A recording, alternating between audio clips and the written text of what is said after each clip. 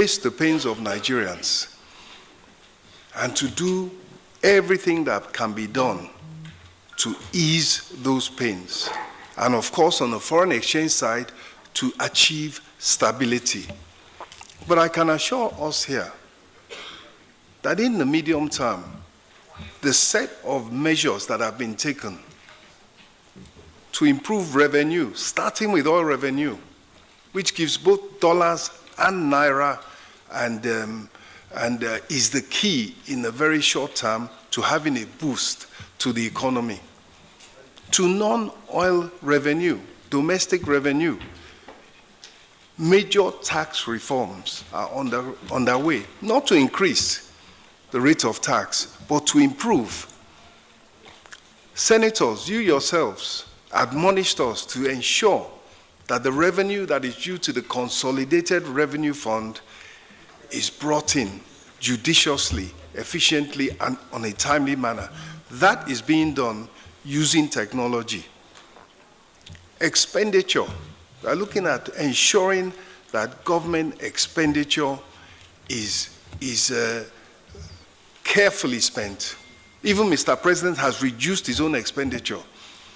And so, for the medium term, let us be assured that the monetary and the fiscal policies which are being implemented are going to lead to increase in production, increased funding for the government to play its own role. And I would just like to say that just yesterday, Mr. President hosted, amongst other people, the Managing Director Operations of the World Bank. And the message was, she had just come from Turkey, just come from another, because she covers the whole world. And it is the same everywhere. Difficult reforms take time for the benefits to come through. And our duty is to ensure that in the short term we minimize the pains to the poor and the most vulnerable. Thank you.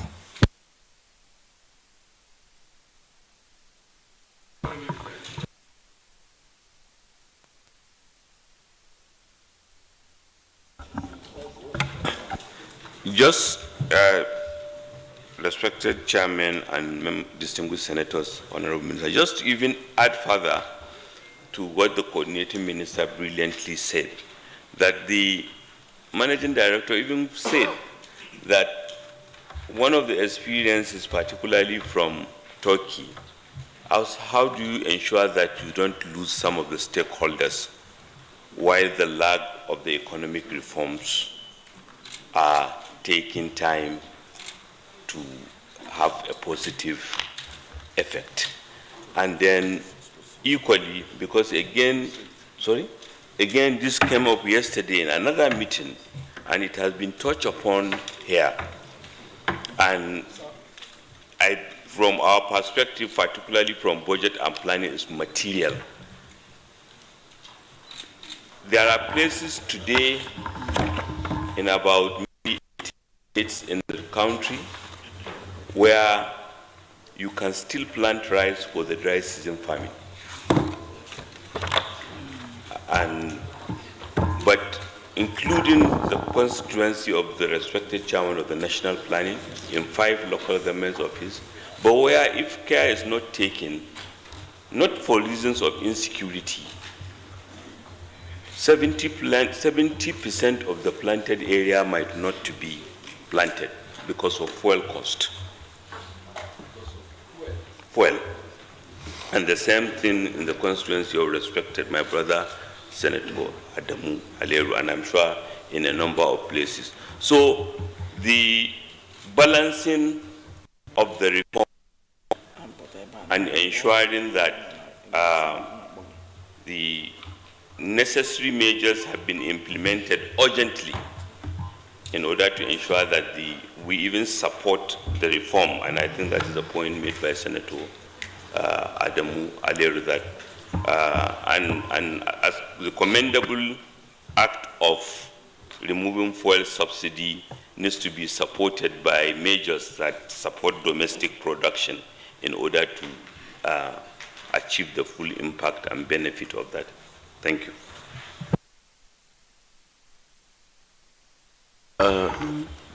Thank you, Chairman.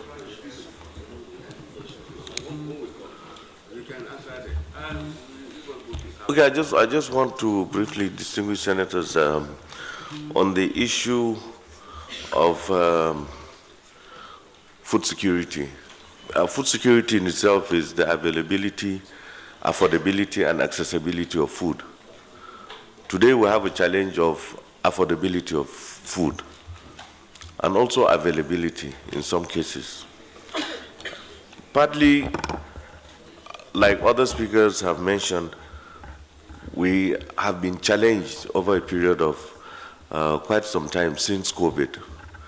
COVID has an impact on agriculture, like in all other sectors. At the same time, if you remember the flooding of 2021, 2022, and also the Naira redesign of 2022, 2023, just at the point of harvest in 2022, government came out with a policy of change of Naira, and that really impacted on the availability of cash. In 2023 early, farmers, when they were just preparing for planting in 2023, had no cash whatsoever anywhere. And access to capital for farmers is very key, and there was no access for farmers. And in addition, an exiting government, I don't want to say this much, but an exiting government did not plan to do the cultivation, wet season cultivation for 2023. I don't think there was any impact or any direct intervention by government against the 2023 cultivation. And that also impacted on the quantum of harvest that we had in 2023. We have not had any harvest since the one in 2023 up till now. But we have had two programs. One is the wheat program that we have done, in which Jigawa has impacted a lot, and all 14 other states. But the rice, second phase of rice that we're just about to roll out now is being challenged as well in terms of fuel, in terms of even inputs, because we have seen some of the challenges that the farmer faced in the 2023 wheat program. Is even though government subsidized inputs by 50%, it was a tall order for farmers to come up with their own portion.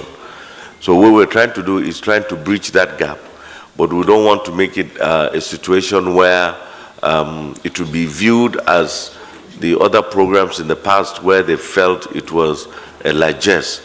But farmers are willing to go back to farm. They're excited about it, but there are challenges, like we all know, insecurity and even fuel costs. But we're trying to assiduously work with the Minister of Finance to support. The President has already given us his support on the second phase, and we intend to do anywhere between 200 and 250,000 hectares for rice alone in the dry season farming. So that will be, like a short, medium term. But let me say, for the short term, as we speak now, there is scarcity of paddy, and there is, in fact, scarcity of maize. The next phase, we have about 50,000 hectares of maize to cultivate in the dry season for now. Luckily, maize you can do multiple cropping as long as there's irrigation. But we are faced with today is the export, or rather undocumented export of food to our neighboring countries. Today, the CFA is one CFA is 2 naira 20 kobo. That is to say, 1,000 CFA, which is what they call 1,000 CFA, is 2,200. This is something that was 400, 500 naira some few years ago. So when you look at our neighboring countries, all 4 countries around us have this safer, which is hard currency. And because of the devaluation of the naira, our food, in terms of own their own food, is the cheapest around the neighborhood. So you find a lot of undocumented export, which is smuggling across our porous borders into these neighboring countries. Then in addition, again, the other angle that we have noticed over the period is the unavailability of foreign exchange. A lot of investors, be it Indians, Chinese, Turkeys, that are operating in this country, buy our crops that are sought after outside, like soybeans and sesame, and buy it at exorbitant price just to earn foreign exchange when they go out there and sell it and earn foreign exchange. The bad thing about it is that most of these monies are not repatriated back. Exports is a good thing for us, but when it's not repatriated and when the government does not derive any income from it, then I'm sorry, that's not a good sign. So what we're trying to do here is we're trying to ramp up production. I think it's an issue of economics between supply and demand. But what we are faced with, unfortunately, is we have to see how we can secure food for our 230 million people, and at the same time, if these economics continue, then you have to either seal up the border, which is against the ECOWAS issue, or produce for whole of West Africa. That's the unfortunate thing. But if we can secure the land and have farmers go back to the farms, I'm sure we can do it. We have 70 million hectares available in Nigeria. So these are the challenges that we find ourselves in, but I'm happy we'll soon roll out within the next 8 days to 10 days with the support of Mr. President and the coordinating Minister of Economy that we're going to support the farmers for the dry season farming. Thank you. Yes, CBN. Thank you. Co-chairs, distinguished members, if I can crave your indulgence, given the importance of this meeting and the subject, I have a prepared text which I believe will address a number of the issues, and those that aren't, we will answer in accordance with the Q&A that has been. We've noted every single question accordingly. So if it's okay, can I? Thank you very much.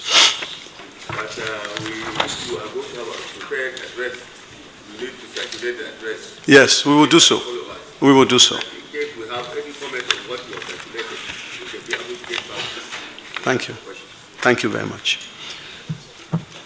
I am honored to appear before this Joint Senate Committee on Finance, Banking, Insurance, and other financial institutions and national planning to address critical concerns related to exchange rates and inflationary pressures in the economy. Indeed, this is the major topic of concern in our villages, our towns, and our cities. The urgency of the matter is not lost on us at the Central Bank, and I assure you, we are working tirelessly with colleagues across government, including with the leadership of the National Assembly, to bring lasting solutions. Inflation. In December 2023, the economic landscape reveals significant shifts. The headline inflation stood at 28.92% in December 2023, as against 28.2% in November. Food inflation was 33.93% as against 32.84% in November, while core inflation was 23.06% as against 22.38% in October 2023. Headline inflation surged to 28.92%, propelled by food shortages, distribution channels, and seasonal trends. The festive season's consumer demand upsurge, following subdued periods due to energy and foreign exchange reforms, contributed to this trend, persisting from November through December yearly.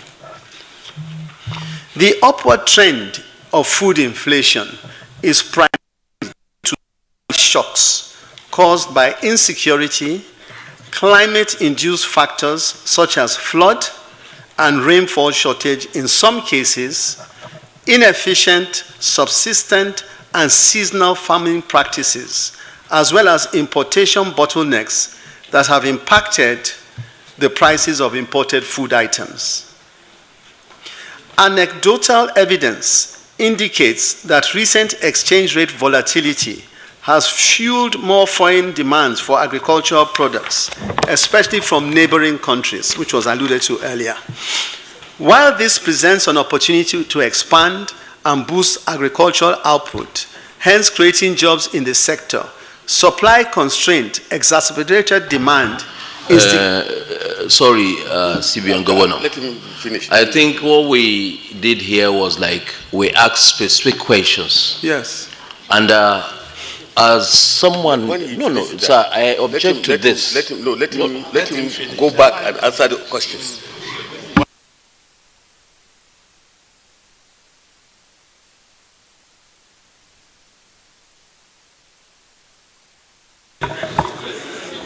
Given this backdrop, the Emergency Committee on Food Security set up by the President has been taking a number of measures, and we see an end in sight to the persistent rise of food inflation. On our side at the CBN, we have responded with significant monetary policy tightening to rein in inflationary pressures. Empirical analysis has established that money supply is one of the factors fueling the current inflationary pressure.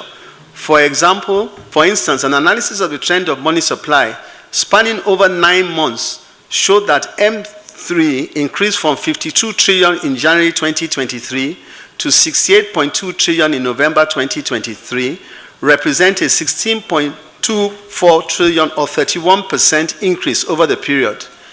Increase in net foreign assets following the harmonization of exchange rates and ways and means advances were the major factors driving the increase in money supply. We have also halted quasi-fiscal measures totaling over 10 trillion naira by the central bank, previously disguised as development finance interventions. These measures had contributed to increase in money supply, thereby raising prices to the level of inflation we are grappling with today.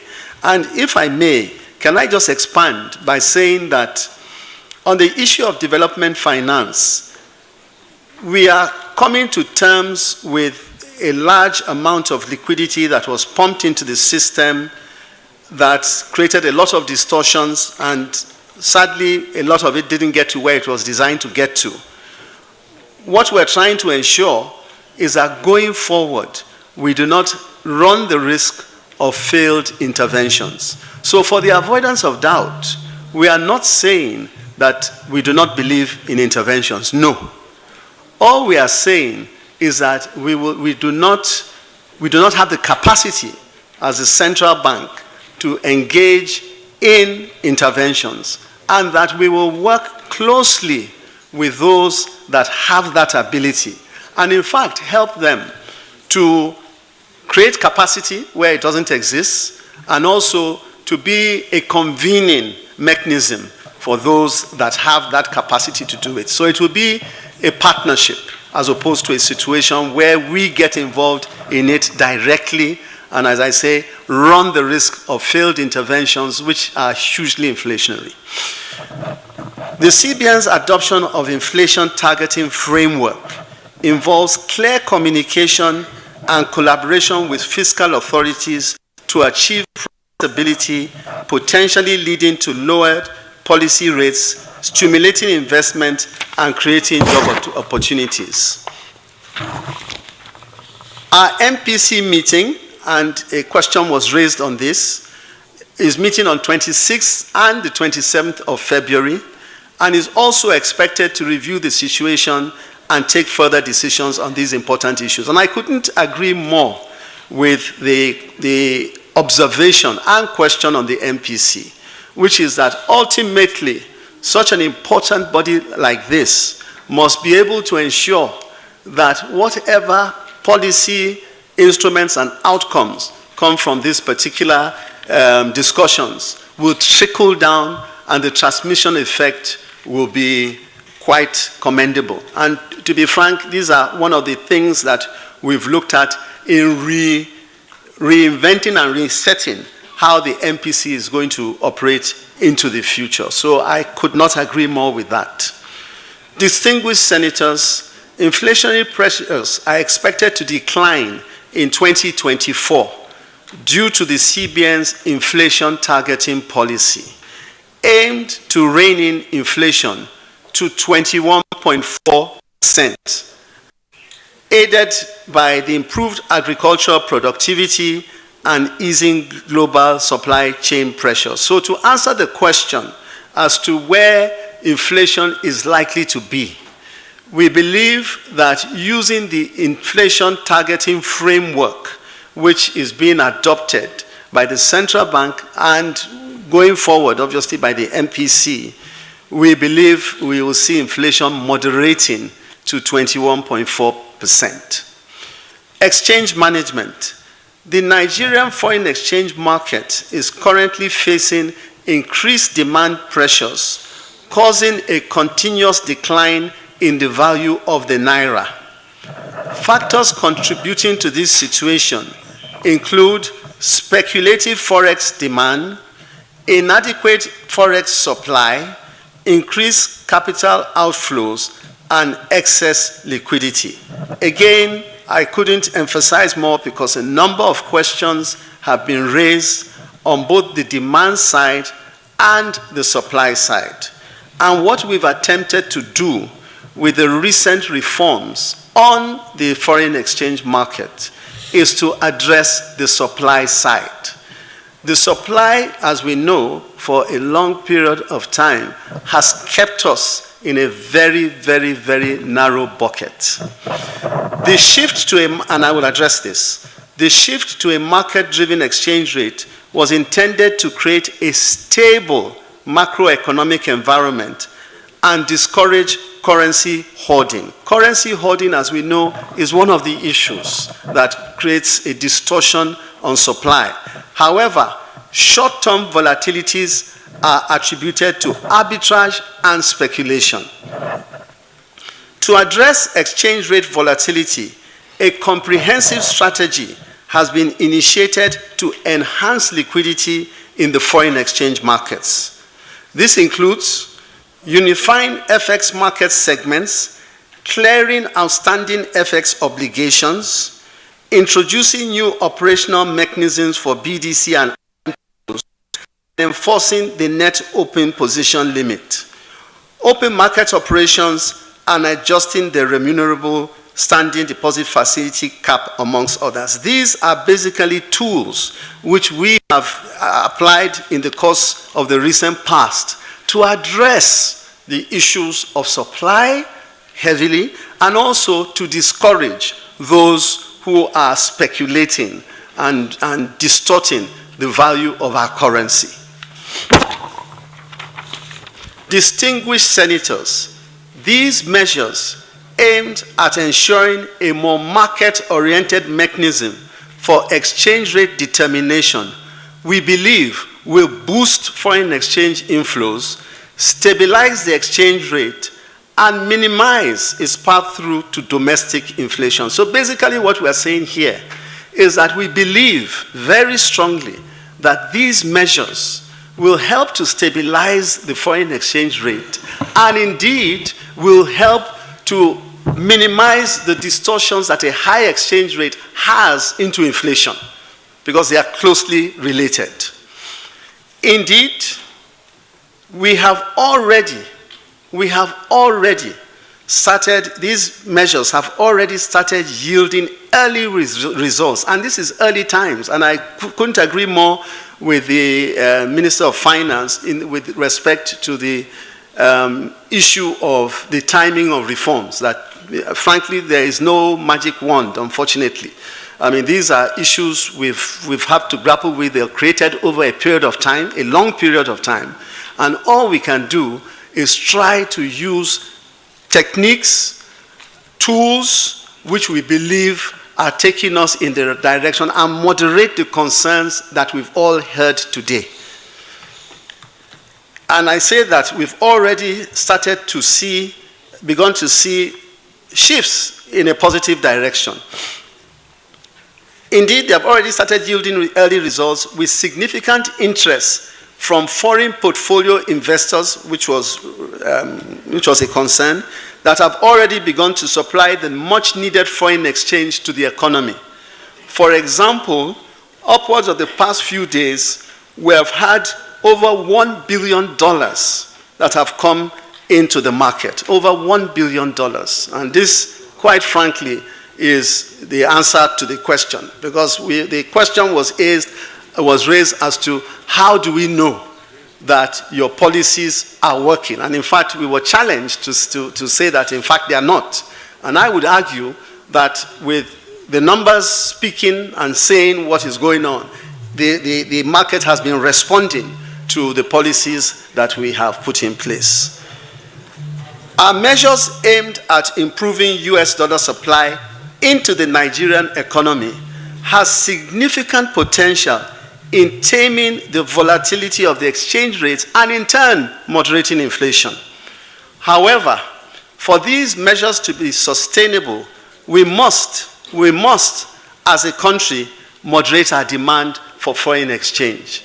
And distinguished members, I could not re-emphasize this. You see, there's so much the central bank can do with tools. We are working very hard. We're working very hard to bring back credibility to the central bank and to bring back credibility to many of the investors that have decided over the years, because of policies that were not inimical, to go elsewhere. Because with investors, I always say that investors go to where the environment is enabling. You don't have to beg anyone. You really don't have to beg. If you're doing the right things, investors will come. And I couldn't agree more, honestly, on the distinguished senator who spoke and emphasized on the issue of transparency. I couldn't agree more. That is what is going to bring the needed inflows into our economy. Because for people to invest, they've got to take you seriously and believe that what you say is the right thing and that you're not going to tell them stories anytime after. And that is to also go, and we'll talk about some of the other things in Q&A as well. We'll answer specifically a number of the other issues that aren't covered here. We will do it. We will do it. But I also want to say that in establishing credibility, there are certain things that we needed to do. There are certain things we needed to do. For example, the issue of the past due obligations, the forwards. We needed to ensure that we could deal with them in an open and transparent manner. And it is for that reason we got the highly renowned Deloitte management to come and look at that, and we worked on the outcome of their report. And as I've said earlier, we've already moved towards settling a substantial number, and right now we are down to a more manageable figure. Of course, a lot has been asked with respect to those that were within the infracted category, which we are looking at very closely, and those who are responsible will be sanctioned accordingly. Distinguished senators, we must understand, let me go back. However, for these measures to be sustainable, we must as a country moderate our demand for FX. I think this is very important. Honestly, CBN has no magic wand. We do not have. Our responsibility is in the process. If foreign exchange comes into us, we manage it in a way that is in best interest of the country, and we do not have excessive volatility. Okay, that's one. our argument on the demand side is that we as Nigerians also must work together to moderate demand. Where there are opportunities for us to substitute locally, so we should. A couple of days ago, I made reference to the fact that a substantial amount of our foreign exchange over the course of the past few years had gone into medical and education, okay? And that in fact, the total quantum was more than our reserves. And I said that to prick people's minds and to start to think, well, maybe there are things we could do differently. Maybe there are things we can do differently. There was a lot of buzz on the social media, oh, he's saying this, that he's saying he doesn't want. That's not my point. The market will always determine what is what. But I do believe that if we are able to up our game in the area of medical, education, the need for people to go abroad and spend so much money will not arise. It will not. And I must also say that I was very encouraged also by some very top people in the private sector who I don't even know from anywhere, and who sent me messages to say, look, we heard your statement, and we went back to think that maybe the way we as an enterprise are embracing foreign products and perhaps, you know, the need to go and do certain, to go and spend certain amounts of money in foreign countries, we can do the same thing here. We don't have to every time get up and go to the UK or to the United States. Let's start, put together a committee to start saying, well, look, how do we moderate these things? How do we moderate them? Because every single one has a responsibility and no amount is too small. Distinguished senators, we must understand that the genuine issue impacting the exchange rate is the simultaneous decrease in the supply of and increase in the demand for US dollars. It is also clear that the task of stabilizing the exchange rate, while an official mandate of the CBN, would necessitate efforts beyond the bank itself, which is exactly what I'm saying. It will also include actions by corporates and individuals to reduce our frequent demand for the dollar for business and for personal needs.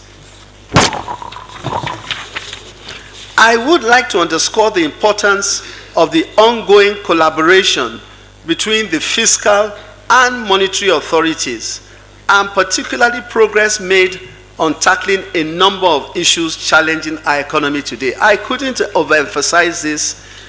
We at the ministry, we are constantly in touch with the ministries of budget and planning, and of course the Ministry of Finance, and more recently also the Ministry of Agric. We consider our function, in addition to everything else, as being advisors to government. And we are right now trying to strengthen that capacity to ensure that at the end of the day we can provide that creditably. The movement, the further collaboration between NNPC and the central bank is also a major step in that direction.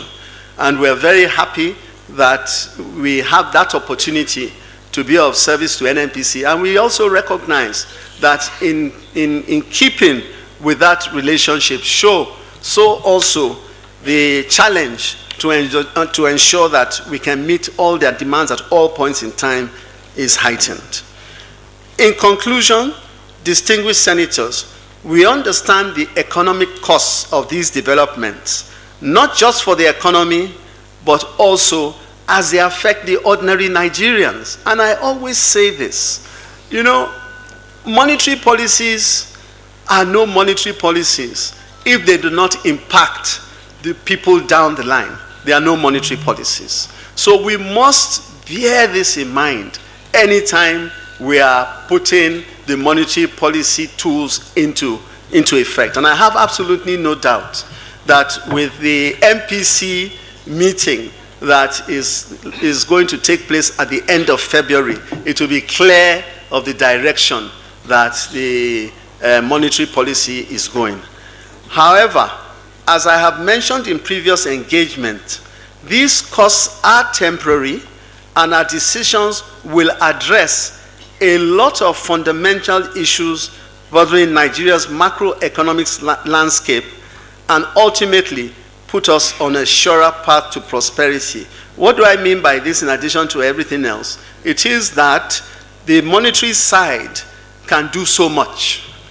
The fiscal side has a major part to play. The monetary side does help in cushioning the volatilities, but ultimately a lot of the things that have been said by the honorable ministers today, as they begin to kick in, it will moderate the inefficiencies in our system, I believe. I look forward to providing more of the answers. I will be providing more of the answers that haven't been touched here between my colleague here, the Deputy Governor of Economic Policy, and myself. We'll do that right away. So, yeah. Thank you, Governor. Excellencies, Joint Chairs, distinguished senators, good morning. I'll be taking a few of the questions that were raised, and particularly not in any order. First is the issue of the 43 items. I think this has come up a number of times, and when we resumed at the bank, we realized that the bank had been involved in a number of areas which were not really central banking.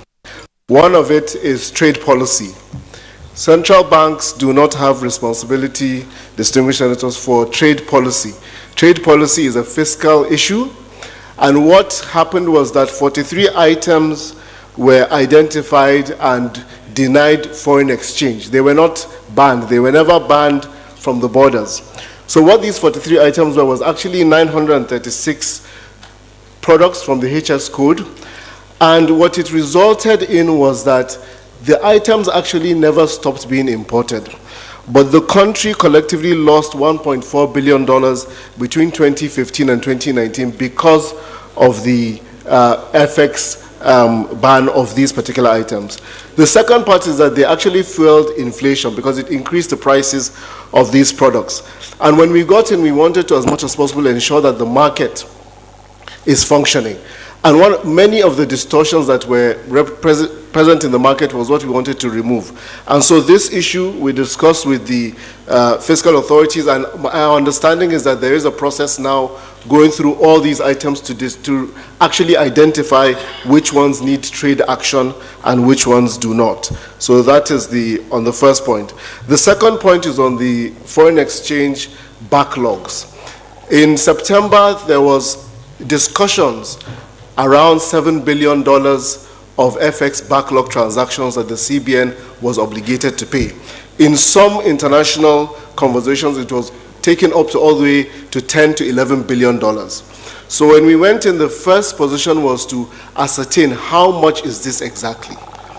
And after ascertaining, we commenced a process where we said, okay, look, how do you settle these forwards in a way that is fair? The forwards came about by every month or so, the CBN would do auctions for foreign exchange. These auctions allowed customers to bid through their banks. The banks would submit the quotes, but the transactions had to be trade-backed, meaning that you either had to have a Form A or a Form M. So a lot of these transactions were then, starting from 2021, 22, and 23, were the ones that were outstanding. We started a process, and then we engaged the banks to actually discuss this issue. And the banks themselves told us that there was a point where you would get called by the CBN to say you've been awarded $10 million, $20 million without really any documentation. So it raised an alarm bell with us, and we immediately engaged Deloitte Consulting to forensically verify these things. And what came out was a number of infractions. Infraction number one was where customers who had not even bid for anything would get allocated $5 million or $10 million, and those were documented. The other infraction was where customers who had bid for $200,000 would get $10 million awarded. The other infraction was for customers who were importing banned items, but these items would be brought in. So all these infractions had been tabulated, and what we have now done is we've written to the banks to say, explain these processes, because we have to give that right of reply.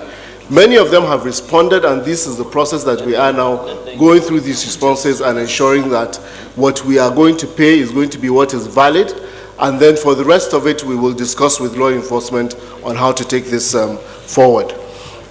In terms of investments, the governor has already talked about it, but let me just say one quick thing. At this time last year, the foreign exchange market, NAFEM, the official market, was trading $16 million a day. At high points, $40 million. In fact, as recent as 3 months ago, the highest traded was about $110 million. For the past 2 weeks now, the least that has been traded in the Nigerian foreign exchange market has been $400 million, which was even $500 million yesterday. So supply is coming back to the market in terms of FX. In terms of the other parts of supply, distinguished senators, we're working on the remittances with IMTOs. Last year, IMTOs brought back $3.2 billion to the country. In truth, the amount is closer to $18 to $20 billion. But the reason why this never shows up in the official statistics is because of the policies that CBN put in that capped how they could cost it between 2.5% plus or minus. We've removed that, and we had a meeting with them yesterday, and we can see the flows already picking up. In terms of inflation, I believe the governor has answered quite a bit of it. But the issue with inflation is that what we're now witnessing, in November, inflation actually reduced, core inflation. The rate at which it was increasing actually went down. What happened was that in December, it went back up, and usually in December, inflation takes up because of the festivities. We are hoping that over the next 2 quarters, we will be able to get inflation down to, as the governor has said, sub 22%, 21.3%. So I think I'll stop here, except if there's any particular questions that we have missed, and we can take it subsequently. Thank you.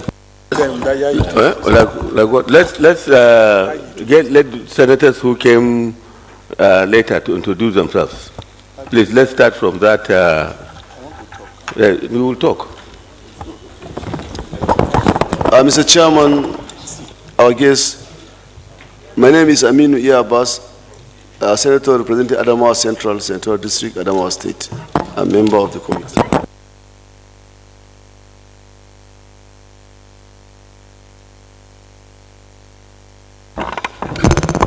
Mr. Chairman, distinguished colleague, our invited guests, my name is David Yesu Junkucha, representing the good people of Taraba South.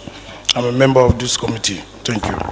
Thank you, Mr. Chairman, distinguished colleagues, our invited guests. My name is Dr. Tony Ngoye, representing Anambra North Senatorial District, a member of committee. Thank you. Mr. Chairman, our invited guests, members of the press, my name is Senator Engineer Kenneth Eze. I represent the good people of Ebonyi Central Senatorial Zone. I'm a member of the 2 committees. Thank you. Mr. Chairman, distinguished guests, my name is Idiat Oluranti Adebule. I represent the good people of Lagos West. Thank you. Distinguished Chairman and co-chairman, distinguished colleagues, our guests, I'm Senator Jarigbe Agom Jarigbe. I represent Cross River North. Mr. Chairman, distinguished senators, invited guests, my name is Jide Ipinjagba from Ondo North Senatorial District. I am Senator Yemi Adarabudu. I represent Ekiti South Senatorial District of Ekiti State. I am seriously here.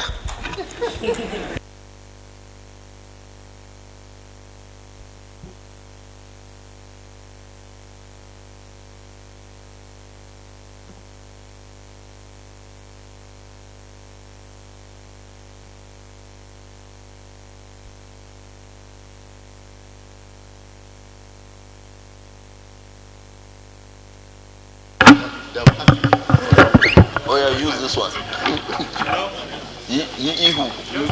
Okay, Mr. Chairman, my name is Senator Mohammed Ugushi Onao.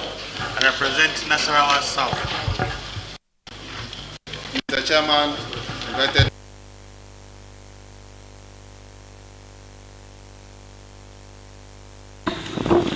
Abdul Ahmed Ningi, representing Bauchi Central, Bauchi State, a member of the committee.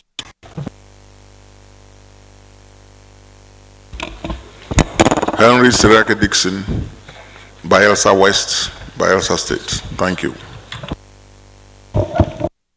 Andus Muntar Mohammed, member of both the two committees.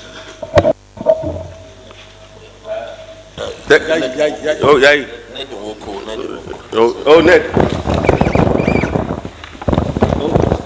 Mr. Chairman, invited guests, my name is Senator Lawal Adamu Usman. I'm the Vice Chairman of this committee.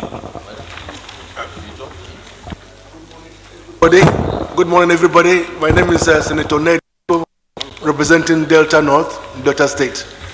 Thank you. Introduce yourself first. Thank you very much, my colleagues. Yeah. Thank you very much, my colleagues, our invited guests. I remain sincerely yours. Adeola Solomon Olamilekon. I represent the good people of Ogun West Senatorial District, and I chair the Senate Committee on Appropriation. Good morning.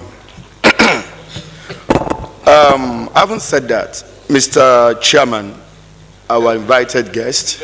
Brief and ask questions directly. Okay, I'll be very brief. Very brief, please. Let me start with the Agric, Ministry of Agric. I will start by commending the government in taking the proactive action and measures to address the food shortages through the composition of the committee and also giving directive of release of about 102 metric tons from the food reserve, because this is what Nigeria needs now. And all suggestions that have been put forward by my colleagues is for the future and going into the future, and it is expected that the Ministry of Agri should swing into action and ensure all these suggestions are duly given attention. Having said that, let me also add that there is need for us to provide security to our farmland, especially in the northern part of Nigeria. A lot of these farmers are no longer going to their farms due to insecurity. So this is one area that I want us to look into by providing adequate security measures across the farmland, across the country, especially those that are big ones, to address this problem of food shortages. Because nobody will go to any farm that is not secured. Nobody. So we should please look towards that direction. So any planning we are doing in the area of increasing the food production or whatsoever, security should also form part of the strategy. To the central bank governor, I have listened with rapt attention. Yes, to some of your comments, I'm happy with what I'm hearing. Because in the past, I continue to wonder the kind of intervention being rendered by central banks. For instance, the National Art Theatre, Central Bank is paying millions of dollars to take over Central Bank, National Art Theatre. At a point, they are the major producer of rice in Nigeria, Central Bank. They call it an intervention program. And so many other interventions that are unwarranted. So listening to you, to you today saying that you are taking your hands off all those kind of intervention and playing more role, I think is the right step in the right direction. Also, you talked about transparency. I want to plead with you that the budget of Central Bank must be submitted before the National Assembly. That is where the transparency begins. Correct. That is where the transparency begins. In the past, the former Central Bank governor will be running from pillar to post when we ask for the budget of the Central Bank. we were told that about 2.3 or 2.4 trillion naira is the budget size every financial year. And I believe that, I haven't spoken about transparency and saying that you totally agreed. I think that is one step that we should look at. Again, I want you to tell Nigerians, when are we going to see the effect of all these efforts that you have put into trying to reduce the effect of this forex or the exchange rates? I quite agree with you. We are now living normal Nigeria. In the past, we are borrowing money to suppress dollars, doing window dressing. So this single action of rate unification that is causing all this inconsistency we are seeing, this is the real Nigeria. I can vividly recollect the former central bank governor, in one of his engagements with me, he told me that he's doing a lot to ensure that the dollar does not increase. He's pressing it.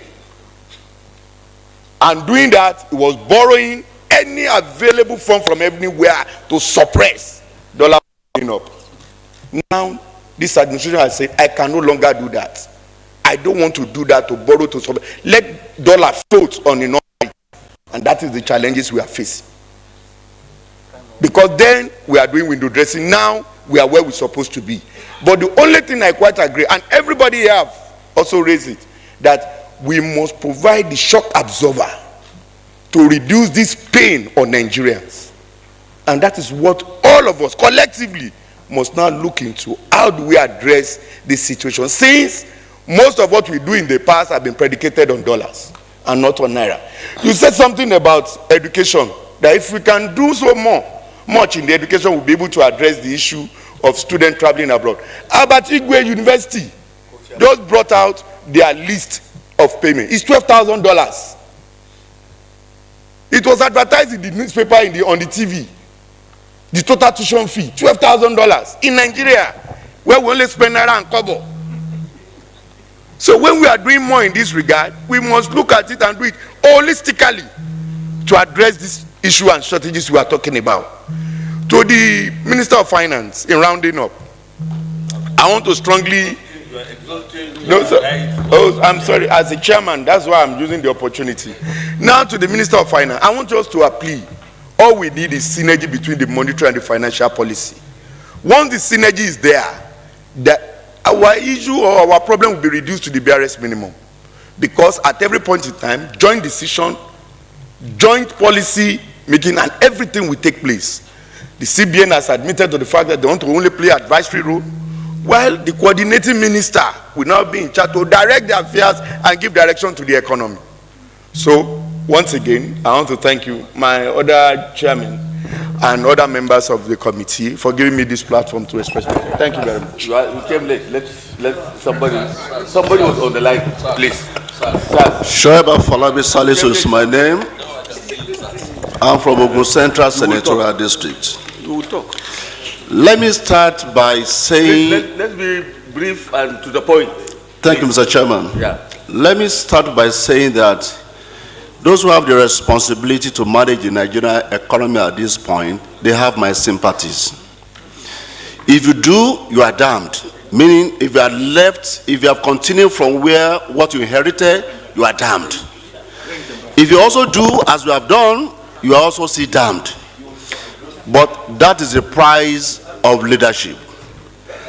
I have just one question and 3 short comments. My colleagues have spoken about a number of economic issues, the reserve of the country, the MPC rate, but my people in Abeokuta and their counterparts in Ajaokuta and those in Jalingo, they do not care about the MPC rate that is coming up in February. They are not at home with nuances of the foreign reserve. The question they want me to ask the economic team, where will this pain subside? Despite the best effort that you're doing, the question they want is, when will this pain when will this begin to materialize in their welfare and their well-being? 3 short comments. Number 1, what we have not seen is unified communication. If I'm not a senator with the opportunity of seeing the ministers and the CBN governor addressing the issue together, what you hear is the CBN governor making some pronouncement, very thoughtful pronouncement on Arise. The Honorable Minister will also address the issue of physical. The Minister of Agriculture will say his own. When would the economic team come together as one team and address the nation together? Not in happenstance, not in public setting like this, when they will come out together and say we want to address the country on the challenges of our economy and what we are doing to address them. The second comment is also the fact that having this conversation in the chambers of National Assembly is important. It is good. But we need to also take this conversation down to the people who are feeling the pain. We need to find a way of communicating to our people at the grassroots, at the local level. We need to take this conversation to the state, to the zonal level, for people to understand what our issues are and what they're expected to do and what we are doing about it. And finally, Honorable Minister of Budget, finally, Yes, please. the 2024 budget that we passed by National Assembly, we passed the budget even with the best of efforts. That budget could have experienced more scrutiny than we gave to it because of the short period. Isn't time now for us to begin to look at the budget, identify the priority areas that will give succor and solace to our people, and focus on them both in our implementation and in finance? And luckily the Honorable Minister is also here again. So the question remains, when would this pain subside? Thank you.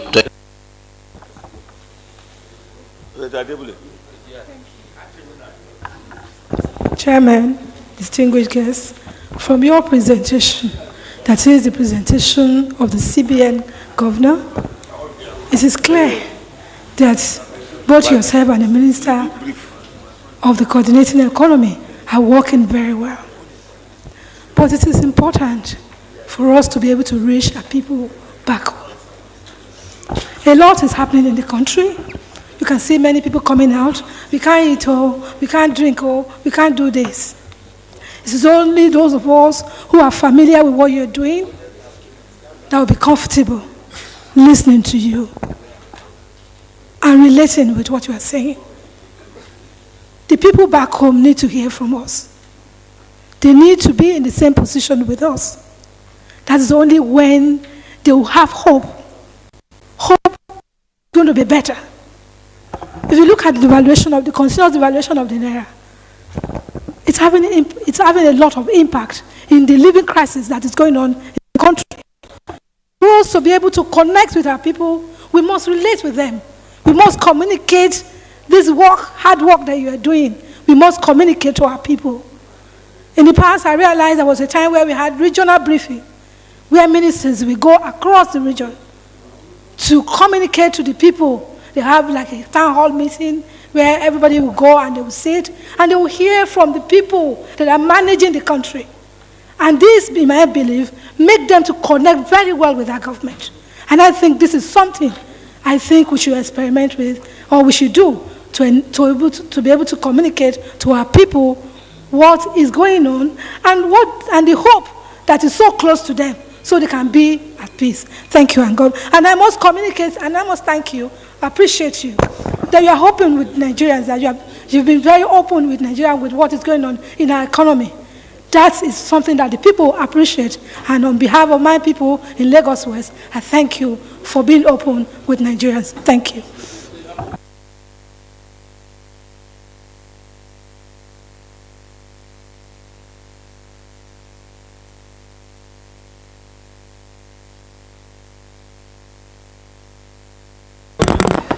Thank you very much, Mr. Chairman. My first question is for the CBN Governor. Mr. Governor, when the National Assembly we were making our assumptions for our budget, Please, we don't have that much time. Please be brief. we said 800 naira to $1. The last time you came to the Senate, we asked you, because some people told us, no, is going to balance around 1,500, 1,700. So people out there believe it's going to be about 1,500. We, in government system, we were saying 800.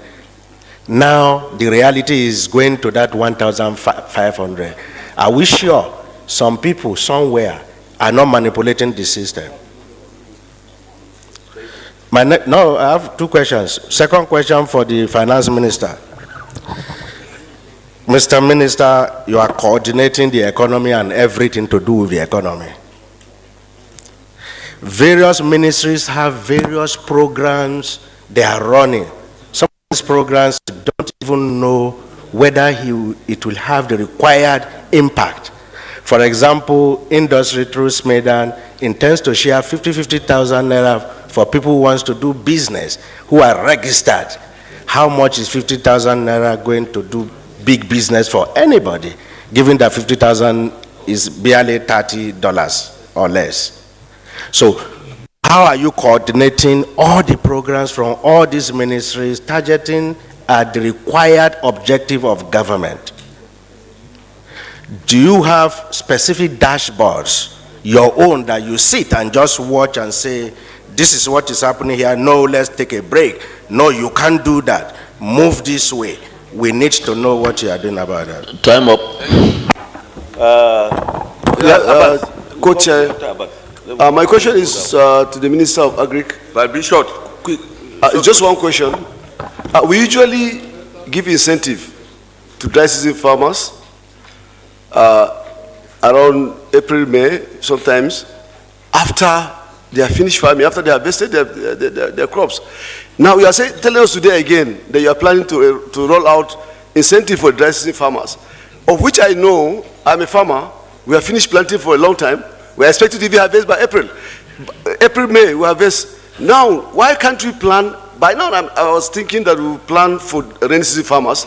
So by April, May, June, everything will be in place for the rainy season farmers. And then the dry season farmers will start from December.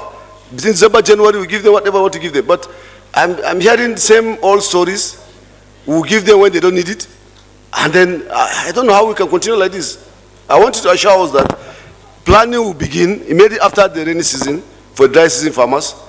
And then after the dry season, before the dry season farming ending, we will now give the rainy season farmers incentive so that we'll have much yield that we are expecting in the country. Mr. Chairman, distinguished senators, and our invited guests, my question goes to the governor of Central Bank. I want to believe that extraordinary problem will require extraordinary solution. The position we find ourselves now is a situation where we need to put in place a solution that is extraordinary. It doesn't take more than a month for dollars to naira to increase astronomically from 750 where we were operating or providing our budget here. From 750 today, we are looking at 1,500.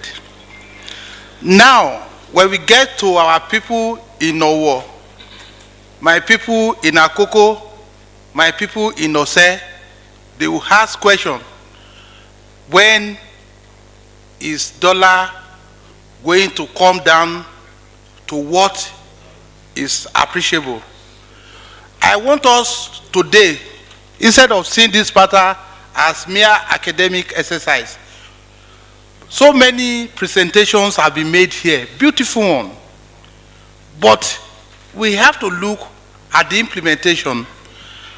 I want us to go out from this auditorium with a categorical answer that in the next 1 month, in the next 2 months, that we are going to work out something that the whole Nigerian will be happy with us. Instead of us coming to say, yes, we are going to do this, we are going to do that. So it is good. So it may look so, this request might look so draconian, but that is the actual fact. We need to talk to our people. Thank you very much. Round up. Senator Dafinoni. Dafinoni. You want to speak? Please. Thank you, Mr. Chairman, distinguished colleagues. I have just one quick observation, and it rides on the back of the comment made by Senator Sars next to me. The big question is, what is the political impact? I know we're politicians here, but the people at home are hungry and they are tired of sound bites. We really need to give them a clear signal that things are going to get better soon. One such example, if I can posit my own view, is a sustained and substantial appreciation of the Naira that leads Nigerians to know that we are moving in the right direction. Thank you. Senator Onao.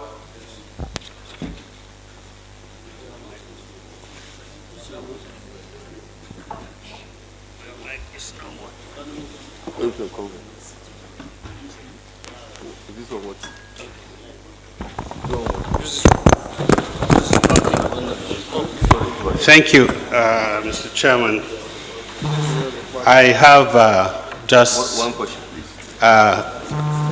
3 brief questions, please. The Minister of Finance. Go straight to the question.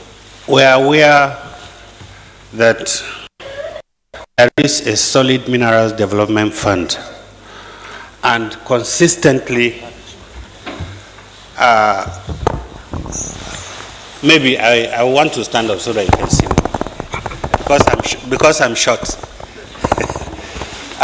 Consistently, the solid mineral sector has been funded budget-wise, and this is one sector that is supposed to generate huge sums of money for the economy, for Nigeria. What is being done with the solid mineral fund? Because the solid mineral sector is suffering, and we are aware that there are billions of naira, if not dollars, in the account. Year in, year out, nothing has been done for the solid minerals. Then the second question is to the Minister of Agri. It's gladdening to hear that the federal government has said it's going to release tons of grains to cushion the effect of what is going on. What measures are being put in place? One, do you have the grains? 2, what measures are being put in place to make sure that this is not being siphoned or taken over by the powers that be in the country? And the central bank governor, I've not heard you, from your speech, I've not heard you give us a short-term, medium-term, and a long-term plan for the stabilization of the forex. Thank you. Thank you, Mr. Chairman. Mr. Chairman, I wouldn't have actually want to speak, but even here, Your Excellencies, the rhetoric continues, and it is a typical Nigerian thing. I have the nation's financial managers before us, and they are made to look stupid, but they are not. One of the touching points that I have not heard been mentioned either from them or from us is the issue of the criminalization of the dollar. Sir, in the last 10 years, nobody takes bribe buying dollars. Nobody gives bribe buying dollars. Sufficiently, we know nobody has addressed this in because most of us have been affected because we are involved. He came late. Secondly, what guarantee will the CBN give to go back to its core mandate of being banker?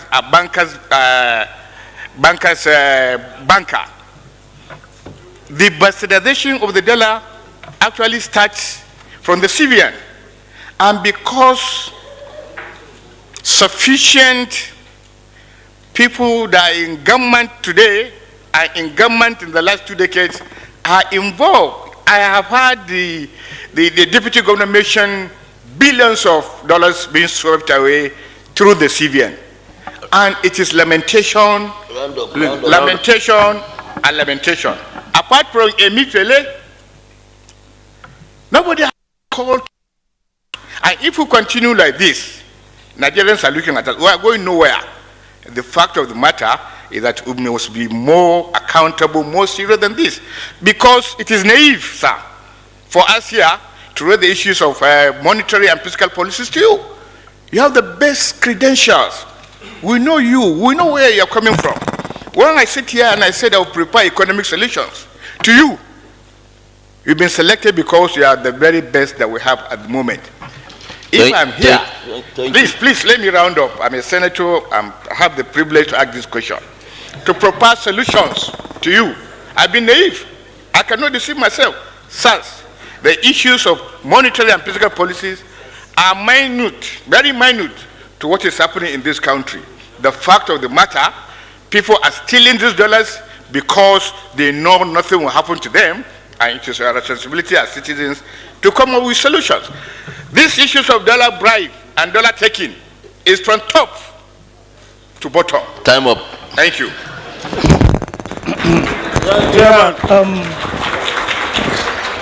Mr. Chairman. We don't clap in the Senate. Yeah, Mr. Chairman of the committee. We don't clap in the Senate. My own will be straight to the No question. clapping, no clapping. Senator Isaac. And my question goes to the coordinating minister. I'm really forced to ask this question because Nigerians want to take away so much from this meeting going on here. Good 18 is going on live. And we are here hearing the same rhetorics. They want action. And I want to ask, when is our refinery going to start working? One question. Because this will reduce pressure. You have asked the question. Thank you. Thank you. When are we going to install flow meters in our refineries to know the quantity of oil we're sending out of this country? You need to tell us when this flow meter is going to be installed. The buyer must not tell us how much, what is taken away. And finally, to the CBN governor, you just mentioned about education and health taking substantial amount of our dollars. And you didn't say anything on the part of importation because I believe that is where we have problem. Why is our manufacturing sector not working? Thank you very much. Thank you, Mr. Chairman and co-chairman. The CBN governor and the Minister of Finance, last week there was a news going around that there are people that took some dollars from the government and they are negotiating to bring back $25 million. Is it true? If it is true, what are you people doing about that? Thank you. So, 1 more minute, responses. Starting from the minister. No, it can be 1 minute. It can be. Last, please. Last question here, please. No, we are going to come to close. The co-chair, Honorable Minister of Finance, and also Coordinating Minister of the Economy. There is so much money going into Federation account now, arising from withdrawal of petroleum subsidy and also the merger of two exchange rates. And correspondingly, so much is going into the three tiers of government. That is federal government, state government, and local government. And unfortunately, there has not been increase in salaries of workers, salaries and wages of workers. When are we going to have salaries and wages of workers increased in view of the fact that so much quantum is now going into the three tiers of government? And related to this question is the concern now in the seaport, particularly on the clearance of imported goods. Virtually every week, the rate for the computation of duty is being changed. It was 420 before, suddenly it came to 720, then now it's 1,440 naira to $1, the rate that is used to compute import duty. And I understand that normally, whenever importers bring their goods, the rate entered in the Form M should be the rate that should be used to calculate the duty. Why is the change now? Senator Danduze and then Senator Nwoko, Ned Nwoko. Danduze first. Thank you, Mr. Chairman. My respected colleagues, I'm Senator Danduze Montaru Mohamed from Katsina South. What is fundamental and very important today is to put this nation in a more respectful, a more responsive approach. CBN governor and the finance minister of this new government, you have a responsibility to tell Nigerians where is the NNPC money is going, because the former governor of Central Bank is always asking on where is the dollars going. So this is one of the challenges we are having now in Nigeria, because this dollarization issue, as a nation that has more than 200 million people, we are not supposed to depend on dollar. We are supposed to stabilize our naira. We are supposed to put value addition to our currency, and if the previous government doesn't have the listening eye, so I believe you have the listening eye now to listen to the people of Nigeria. And it is very fundamental and important, since the Minister of Agriculture is here. Agriculture is a key to success of the economy of this country. If we can be reasonable enough, we will have a food security for this country. We cannot depend on importation. We are supposed to put our economy into an export-oriented economy for the betterment of the yet unborn generation. I think it's a duty, it's a responsibility on us. The budget minister is also here. If you look at the current inflationary problem, I think the budget we have done is as good as a wasted budget, because most of the things has doubled more than 100% or 200%. So it is important you work with the committees, various committees of the legislature, to ensure stability and responsibility of this renewed hope we have as an APC member. Thank you, Mr. Chairman. Yeah. Ned. Well, I have some general questions, but specifically to the CBN governor first. If you recall, when you were here for your screening and confirmation, I asked a question about interest rates. That was never answered. I hope you have the chance this morning to address it. Why is it that in Nigeria we leave everything to market forces? I know you're probably going to tell me that market forces will determine exchange rates, but it doesn't. It doesn't. We don't really have regulated market forces. What we need to do in Nigeria is what happens in UK and America. The central banks should control interest rates. That is the only way you can create a credit economy, by enabling consumers to borrow. If consumers are not able to borrow, the economy is going to be just the way it is now. So what are you going to do as a governor of central bank to encourage borrowing in Nigeria? That is number one. Number two,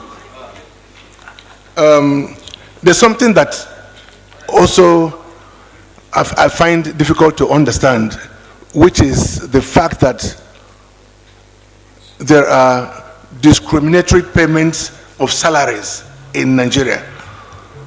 We're talking about not relying on dollars, relying on naira. Why is it acceptable to you or to the finance minister or even to the president that foreign workers in Nigeria are paid in dollars? Foreign contractors in Nigeria are paid in dollars, putting huge weight on the very limited dollar resources. Why does this happen? You can't go to UK or America and experience discriminatory payment in any currency other than the local currency. I think this has to be addressed, and addressed pretty soon, because we've seen it all happen, and I think it is unacceptable. It is discriminatory. It is obnoxious, and it has to stop as quickly as possible. The third question has to do with importation of goods. Time up. Why do we, just one more minute please, why do we not consider the fact that time has come to and encourage local manufacturing and local production? This is the only way we can grow as a nation. If we keep relying on importation of goods, all goods can be banned. I'm glad, the CBN governor, that you mentioned the problem of capital flight because of medical treatment. That can be banned. That was just one announcement from the president of this country, that no more medical treatments abroad. And then, of course, but you must make sure that you build up the medical facilities in our hospitals here. That can be done. So why is that not being done? Thank you, Chairman. Thank you. Last remarks, so that they can just answer them, we close. Senator, you start, or Senator Abiru? Yes, let the co-chairman. Okay. Thank you very much. Please, it's 2 minutes. 2 minutes. Yeah. Thank you very much, Mr. Chairman. My very distinguished colleague, our invited guest. We have listened to everybody. We have listened to the executive and also the. And one thing we want to say is that this is an opportunity for you to address Nigerian, and we have had it, and we have listened with rapt attention. But before I go forward, let me commend the government on some that have recently been carried out, like the single window initiative is a welcome development, and the recent approval given by the NNPC to ensure that all revenues from sales of oil go straight to the Central Bank of Nigeria. These are right steps in the right direction. We want to hear more of this. We want to listen to you. This is going to be a continuous engagement, because we are all Nigerians and we deserve to have our countries back. And I want to say that on this side of the divide, we are ready to put out there that will assist this current administration to address all the economic challenges currently confronting us as a nation. Once again, I want to thank you for the opportunity and said I wish you a journey mercy. Thank you, Mr. Chairman. Thank you, Thank you once again, Mr. Chairman, and my distinguished colleagues, our invited guests. I will wrap up just like the way I started, which is to acknowledge the fact that part of the challenges that are confronting us today are actually not the making of this current administration. And what this administration is doing is to to reorganize or realign all of the distorted macroeconomic indices that should be directing the economy properly. So we salute the courage of the current administration. We know that it also will come with some pains, and that is what we are feeling.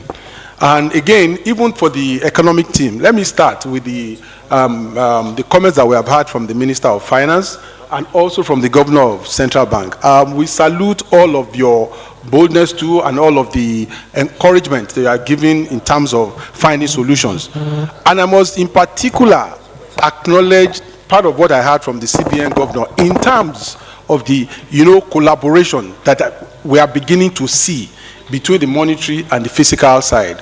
I think these are exemplified by part of what we see between NNPC and the CBN and all of that, and we believe we should continue to walk along that line. And for me, it is very, very important, because what we expect from a CBN, what the economy expects, is a collaboration that provides a very low rational inflation so that the fiscal side too can continue to go on the path of economic growth. I think that, we need to continue along that trajectory. But I must also, make some points very clear, which are, one, they relate to the questions that I've asked, which I'm not sure were properly or they have been addressed. And they relate to what is expected in an economy, which is how do we moderate inflation? I said in my opening remarks, I made mention of the damage that we have in the variable called ways and means of 30 trillion is a major distortion. Mr. Governor, I didn't get a response for that. You also alluded to the 10 trillion again that also was probably, was abused in terms of interventions and all of that. These are things that are creating the problem around inflation. If we do not have a solution for those things, honestly, we will still be struggling. I need us to really think deeper about how do we deal with it. It is distorting the computation of the consumer, of the inflation index. It is distorting even interest rates in the system, and it is also mounting pressure on the fiscal side. So it's important that we look at it. And lastly, I also think for the Minister of Finance and Minister of Budget, I also think that you should also explain to us, now that the budget is predicated on 800 naira, today it is, what we have is about 1,400. The difference, can we also use it to reduce or wind down the deficit in the 2024 budget, so that again we do not compound the inflation pressure that we have? So on that note, I want to thank all our guests that have been here, and I hope the one who will do that. Okay, you will do that. Okay, Mr. Chairman. So I leave that to you. So, well, on my part, I want to say a big thank you for giving me this opportunity. Thank you very much. The chairman and co-chairman, my distinguished colleagues, honorable ministers, and our distinguished guests. I think we have spoken, we've heard from the Minister coordinating the economy, we've heard from the Minister of National Planning, Agriculture, and the Governor of Central Bank. I believe that there is hope. The renewed hope mantra that we're talking about, if actually we will put everything we've had here, implementing them, I believe within a very short time we'll be able to at least reach where we want to see ourselves. But yet, I would like the economic team to take this back. The issue of inflation, which the CBN is addressing, I think the CBN need to do more in that aspect. They need to do more. And then the area where we're taking money from NNPC, especially on these forward sales, I think is very detrimental to this country. Because at the end of the day, you will see that what the country is getting back or paying back is something huge, which by the time we are paying back that, it does not translate to us getting to fill the gap that we expected to. Because if you look at it today, the $3.3 billion that we have taken, it has not changed anything in terms of the foreign exchange, which it's supposed to. So I don't know where that money goes to. Is it part of the money that you, is it part of the money that you cleared on that forward obligations that we have? And then the road infrastructure is one area that we must look at in order to solve some of the multiple problems that we're having, especially in prices of food items. Just apart from the subsidy removal, where there's increase in fuel prices, the roads are unmotorable. We need to do something, especially the Abuja, Kaduna, Kano road. Complete it. We need to also look at the Niger Bridge. You know those three critical items, three critical projects that lot of money, Lagos, Ibadan. We've been doing this thing for a very long time. I think there is need for us to do it because more of this money is going. I was given a report from NNPC. From a road of 400 and something, it came to 700 and something. Now they are asking for about 1.8 trillion ourselves. So I think the team is all here. I must commend Mr. President because he has taken the bull by the horn in some of the decisions that he has taken in this country. It is left for us to be able to implement those things to reality. So with this, I thank you all, at least, for listening to us. Thank you, sir. Yeah. Well, let it give you one minute to respond to this 2 minutes, so that we'll round up from there. We start with the Honourable Minister of Finance. Thank you very much. Joint Chairman, distinguished members of these three important committees. Let me start by thanking you for this opportunity. And the first thing I will say is just reflect on what, in terms of takeaways, what the Governor of Central Bank has said here. About inflation, he has been very clear about the direction and even the quantum that inflation will be down. And of course, means for exchange rate stability and even for the rate itself. So I think those are very clear takeaways that we can take from a monetary side. I'm sure we all thank him, and I'm sure we all wish him the very best in the strategies that are being implemented. And of course, we know it's a team effort. On the fiscal side, it's important to say that there is that collaboration, there is that synergy, and of course, in terms of building up oil revenue as well as non-revenue, the direction is clear. The achievements are already there. I won't disclose them, but I assure you the figures are going up substantially as predicted in the budget. May I just respond quickly to the issue of the funding of we call it pre-export financing. It's not just a straight loan, it's pre-export financing. It is very well priced. It is below the pricing of Nigerian Eurobonds. So it's the cheaper form of financing. It is over 5 years, and the repayment is about in addition to the principal, is about $1 billion or so, which is 200 million per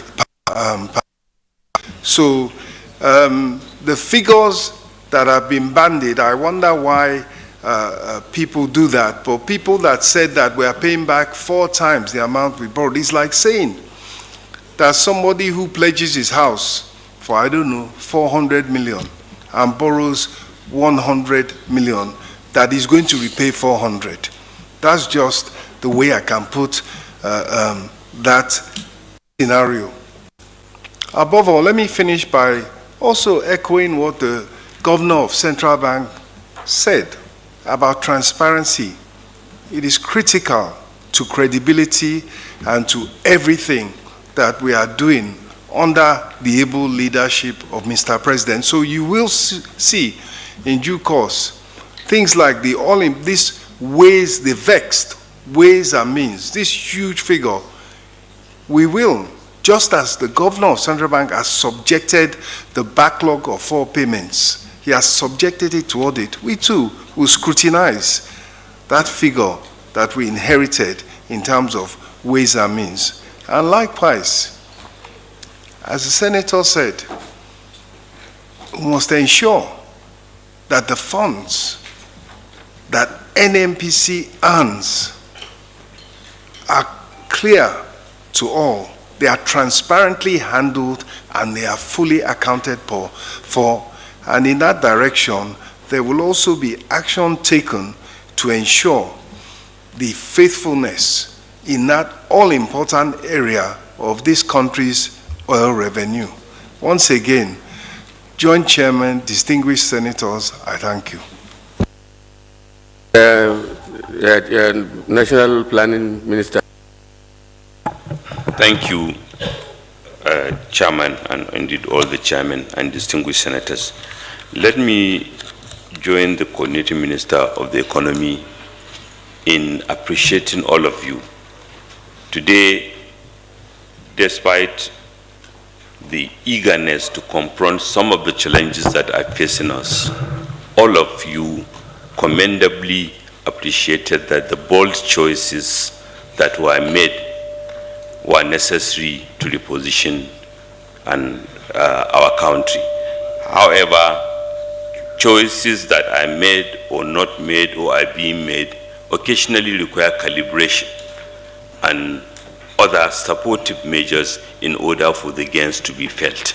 We feel very encouraged, and I'm sure we'll do more under the leadership of the Coordinating Minister of the Economy to take on board all the suggestions so that we will continue to interrogate what we are doing so as to deliver on the promises that have been made and on the achievement that we believe we have turned the bend and we are on our way to progress. We appreciate the urgency to do some more interventions in order to ensure that the positive effects are felt.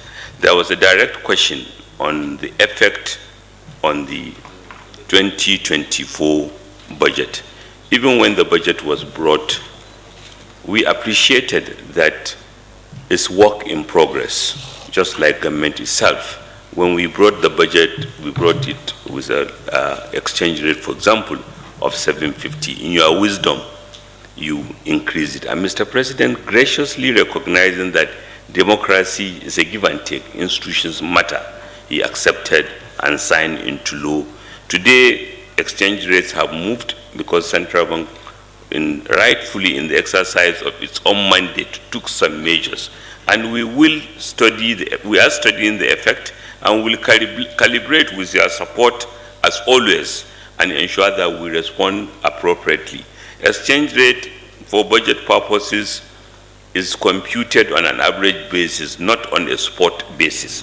We are not where we are, but we hope with all the measures that are being taken, inflation will moderate and the distortionary effects of those movements will be less.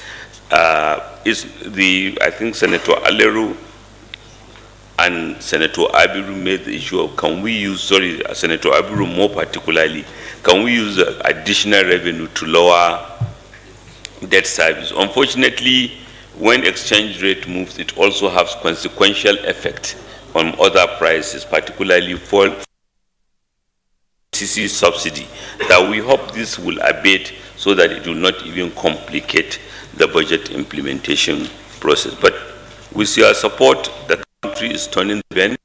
Measures that have been taken, of which the budget and economic planning has been invited to all meetings by the coordinating Minister of the Economy, both in infrastructure, agriculture, power interventions. I'm sure the results will be seen immediately. Thank you. Thank you. Minister of Agriculture. Thank you very much, Joint Chairman, distinguished senators. I would like to also follow suit with my elder brothers to thank you profoundly for this meeting, and we're working on this right direction to solve the food security problem of this country. I would like to highlight one very important aspect in which I did when I was here defending the budget of 2024. That is to say, we have the Malabo Agreement in which Nigeria is a co-signatory to the Comprehensive African Agricultural Development Program of the African Union, that agricultural provisions in the budget should be 10% of the total budget. And I think when we look at the 2024 budget, we're a far cry away from that target. We have seen other countries that have reached that, Rwanda, for instance, and that's why they are actually progressing in the agricultural field. I would like to just briefly comment on the dry season farming. Yes, we like I mentioned earlier, within the next 8 to 10 days, we should be able to roll out, and it's still a good window. We are not too late. We are not late, actually, and we should be able to make a significant impact as planned. So the other aspect is also on the issue of food reserve. I think a question was asked, are the grains available? I would say yes. The ones that we're about to release are available. And what measures are we to take in to make sure that it is not siphoned or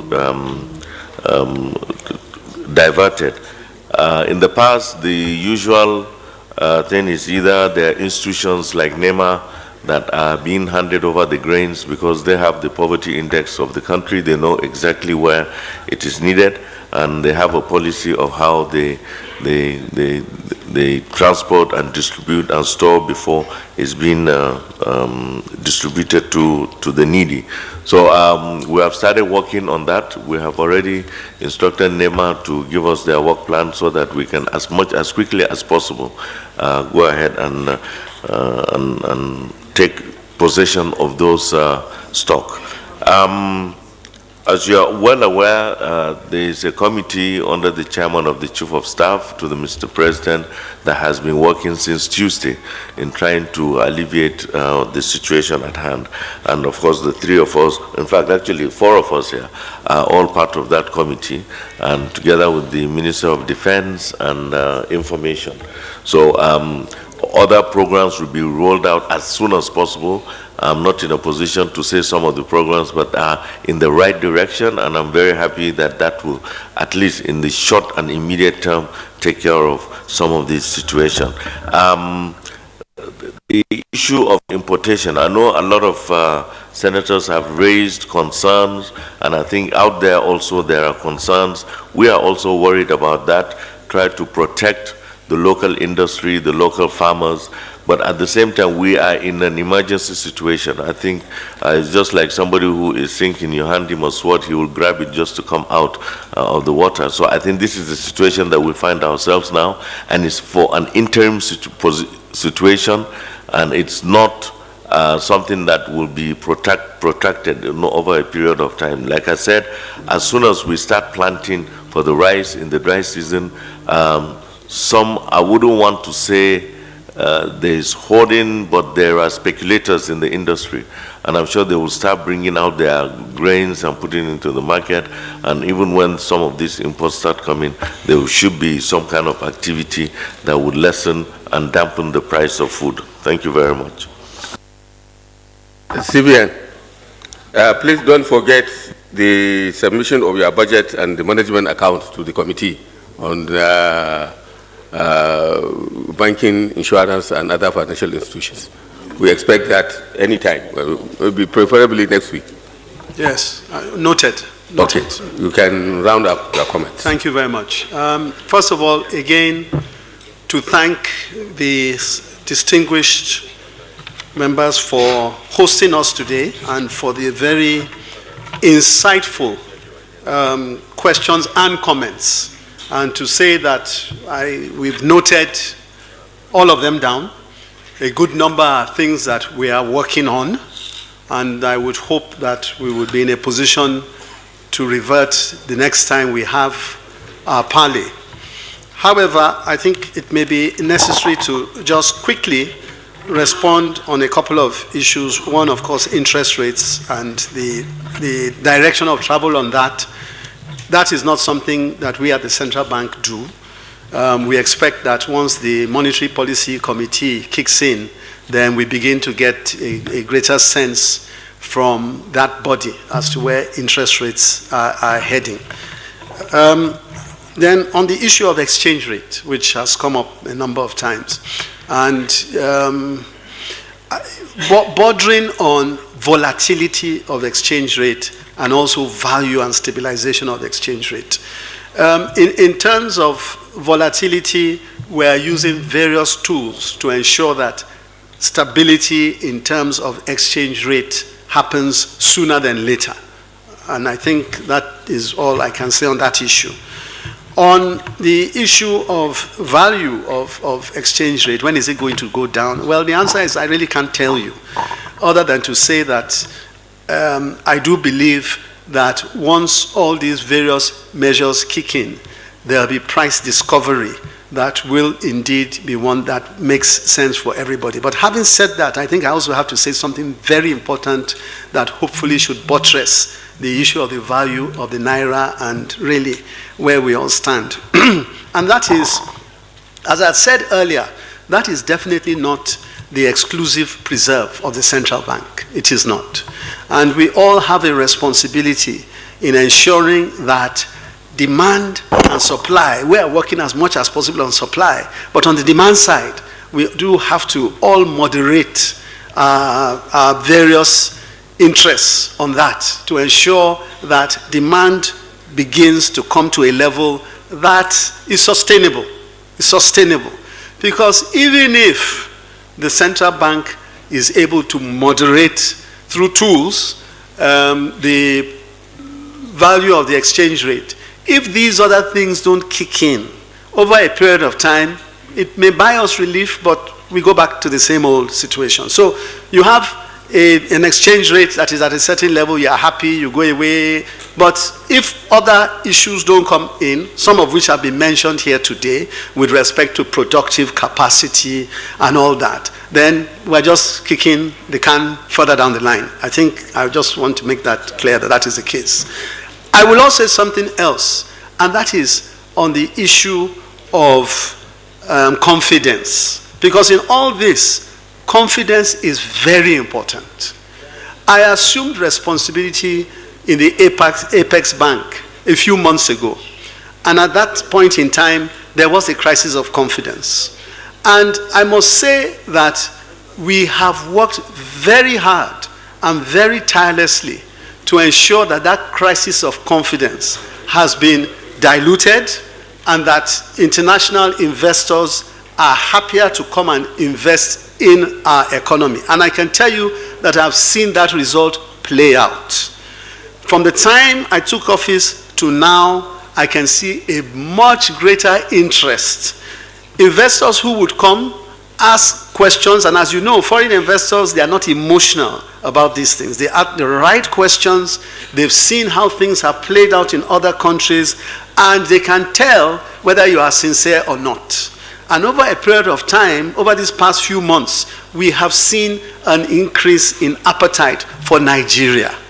As a result of which, what you've seen recently, and I don't want us to take it lightly by any stretch of imagination, that the volume of trading in the foreign exchange market in the past few days has exceeded what we have seen in years. That is a solid sign of return to confidence in our economy. In addition to that, you will find out that when you look at what the rating agencies, and I know that when they come, they do also sometimes reach out to this distinguished group, they have given us a more positive outlook. Before they said, okay, we're here. Now they are saying they can see good efforts and a positive outcome into the future. I have no doubt in my mind that if we continue in this trajectory, we will bring Nigeria back to what we have lost. I have no doubt in my mind. I do accept that in the intervening period, there will be pains. There will be pains. And this is why I took time to mention that inflation will come down significantly between now and the end of the year. I said that. I made that comment. I gave you a figure. I gave you a figure. What I will just sue for is continued cooperation with the central bank. We need all the help we can get. We are not saying that we have all the answers. We don't. And where we are falling short, we are very happy to be told we are and seeing how we can up the game. We know and we fully appreciate our responsibility to Nigerians. But I also want Nigerians to understand the responsibilities to themselves. Okay, it's not, if you're just looking at the central bank alone, there is a limit to what we can do. We can't do everything. It's a joint collaborative effort, which I'm confident that if we do well, we will get out of the very difficult situation we are in. Already, the signs are showing a positive outcome.